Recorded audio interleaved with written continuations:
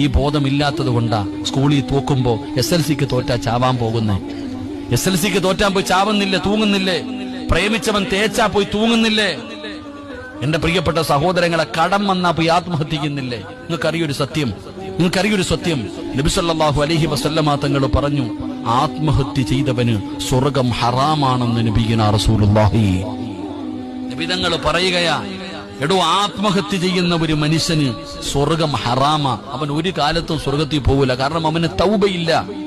നബി സല്ലല്ലാഹു അലൈഹി വസല്ലമ തങ്ങളുടെ കാലഘട്ടത്തിൽ വാള് പോലെ ഉള്ള ഒരു ആയുധം കൊണ്ട് ഒരു ചെറുപ്പക്കാരൻ ആത്മഹത്യ ചെയ്തു.